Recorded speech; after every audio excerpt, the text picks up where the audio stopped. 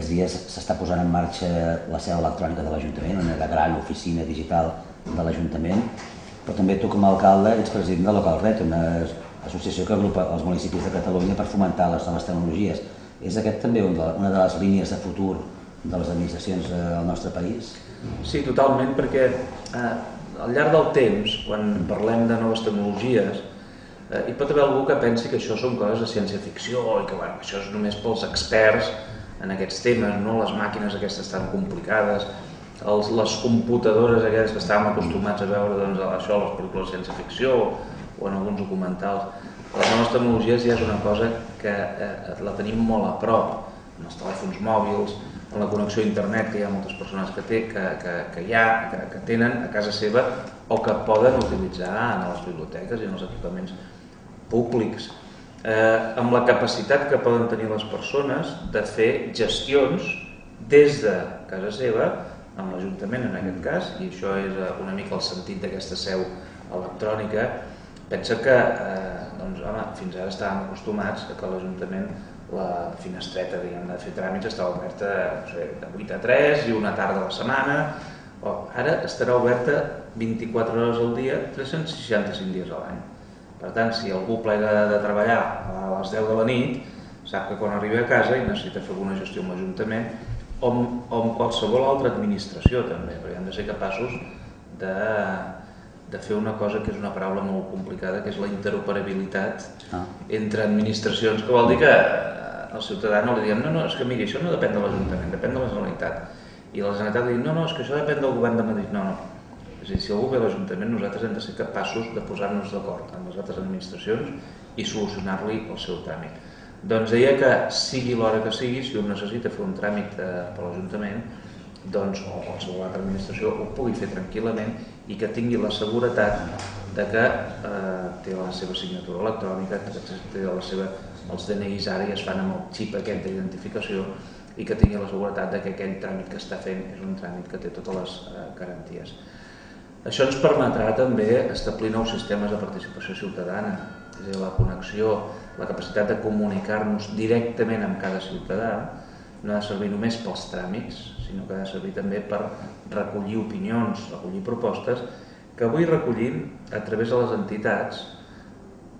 que representen un número molt important de ciutadans, però que també ens interessa conèixer l'opinió d'aquelles persones a títol individual que volen col·laborar, que es volen queixar o que volen aportar idees. Sí, de fet, el tema dels correus electrònics, que hi ha molta gent que no s'ho creu, que jo rebo directament els correus electrònics i m'escriuen correus. Ja sé que vostè no es llegirà això perquè no sé què, i realment m'ho llegeixo. El que passa és que a vegades és complicat perquè tens una pila de correus electrònics acumulat perquè, esclar, en el dia a dia estàs moltes vegades durant tot el dia amb entrevistes, amb reunions, amb coses que no totes passen en el despatx o no totes es poden gestionar a través de la BlackBerry. Això facilita molt la comunicació amb les persones. El fet que una persona, qualsevol dels més de 200.000 habitants de Terrassa, sàpiguen que li poden enviar un correu electrònic a l'alcalde, als regidors o a les regidores de l'Ajuntament, i que aquest correu arribi, tinguin la garantia de que arriba al seu destinatari, esclar, això ens col·loca a una distància molt més curta de la que tenien els mètodes tradicionals de la instància, de la carta, vull dir que molt més curta i molt més ràpida. Els problemes nosaltres ja els detectem i ja també va molt bé que ens els expliquin, perquè alguns fins i tot se'ns escapen,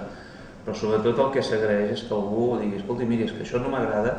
però jo ho faria d'aquesta altra manera. I aquella idea, doncs nosaltres la recollim, i a vegades es pot fer, i a vegades no es pot fer, però és una idea que entra dins dels mecanismes d'actuació municipal. I aquest és un element que a vegades ens han vingut idees i propostes realment